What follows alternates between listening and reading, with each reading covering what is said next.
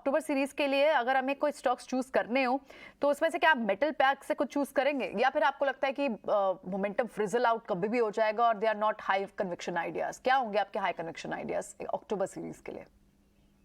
जी, बिल्कुल देखिए प्रियंका, यहाँ पे काफ़ी मिक्स्ड मूव देखने को मिले हैं मेटल काउंटर की। अगर हम लोग ओवरऑल बात करें तो अच्छी नोट पे स्टार्टिंग नहीं हुई थी अक्टूबर सीरीज में, लेकिन जिस तरीके से रिकवरी देखी गई है लोअर लेवल से, हालाँकि यहाँ पे देखिए अगर कोई शॉर्ट टर्म बेट करना चाहता है तो बिल्कुल देखिए 1 से 2 ट्रेडिंग सेशन के हिसाब से तो मैं बिल्कुल यहाँ पे सलाह दूँगा कि मोमेंटम कैच करके यहाँ पे प्ले आउट कर सकते हैं। जिस तरीके की बात करें, अगर हम मेटल काउंटर्स में पर्टिकुलरली बात करूँ तो जिंदल स्टील एक ऐसा स्टॉक निकल के आ रहा है जो कि 440 का एक स्ट्रॉन्ग हर्डल था, उसके ऊपर क्रॉस होता दिखाई दिया है।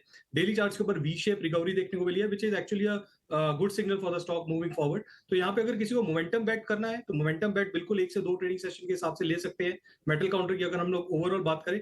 बट स्टिल आई बिलीव, जिस तरीके से मेरे दूसरे पैनलिस्ट ने भी यहाँ पे आपको सलाह दी है कि अभी ये बहुत ही जल्दी होगी कहने के लिए कि यहाँ पे बॉटम आउट मेटल काउंटर कर चुका है, क्योंकि जिस तरीके रिकवरी देखी गई है वॉल्यूम्स इतने ज्यादा अच्छे खासे देखने को नहीं मिले हैं। ये इस तरह की वॉलिटिलिटी तो देखिए आने वाले सेशंस में भी बनी रहेगी, बट हमें यहाँ पे ये फोकस रखना है कि हमें पर्टिकुलरली एक सेक्टर को फोकस ना करके मल्टीपल सेक्टर्स के ऊपर यहाँ पे फोकस बना के चलना है। बिकॉज जो मेरा व्यू निकल के आ रहा है मार्केट को लेके, वो ये निकल के आ रहा है कि करंट लेवल्स में हम लोग थोड़ा कंसोलिडेशन फेज के थ्रू निकल सकते हैं और यहाँ पे सेक्टर रोटेशन देखने को मिल सकती है। तो मेटल काउंटर में से अगर किसी को बेट करना है तो मैं ये सलाह दूंगा कि लंबे नजरिए से या मीडियम पर्सपेक्टिव से यहाँ पे अभी बेट ना करें, थोड़ा सा अभी यहाँ पे वेट एंड वॉच की स्ट्रेटेजी यूज करें। बट यस स्टिल अगर किसी को 1 से 2 ट्रेडिंग सेशंस के लिए प्ले आउट करना है तो Jindal steel could be my bet for a long play from here on. All right, ठीक है, तो जिंदल स्टील आपके लिए यहाँ पर लॉन्ग प्ले के लिए बेट होगा।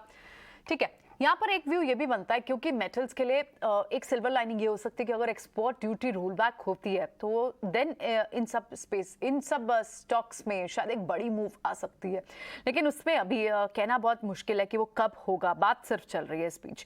लेकिन अब हम जब काउंटर्स यहाँ से BTST के ट्रेड्स ले लेते हैं, कुछ नागाराज से भी समझते हैं कि नागाराज अगर आपका, हालांकि इंडेक्स पे भी आपने बताया कि आप बुलिश हैं, लेकिन अगर यहाँ पर इंडेक्स पर हम एक लिमिटेड या फिर कंसोलिडेशन का व्यू लेकर चल रहे हैं और स्टॉक स्पेसिफिक एक्शन है, तो आज कैरी फॉरवर्ड ट्रेड में क्या भारत फोर्ज जैसे काउंटर जिनकी बड़ी मूव आज हुई है, इनमें एक बार के लिए प्रॉफिट बुक कर लें या फिर कैरी फॉरवर्ड ट्रेड होगा ये?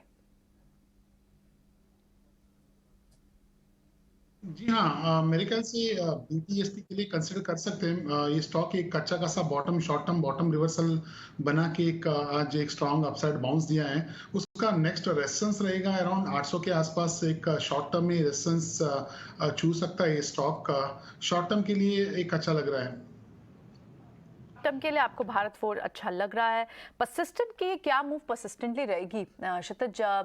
हालांकि आईटी काउंटर में मूव शुरू हो गई है। अगर आप अब देखें तो एक तो पहले ये पिछला हफ्ते से गिरना बंद हो गए थे, और अब आप देखें तो मिड कैप आईटी हो, लार्ज कैप आईटी हो, सब में आपको 5-6% की बॉटम से मूवमेंट दिखनी शुरू हो गई है।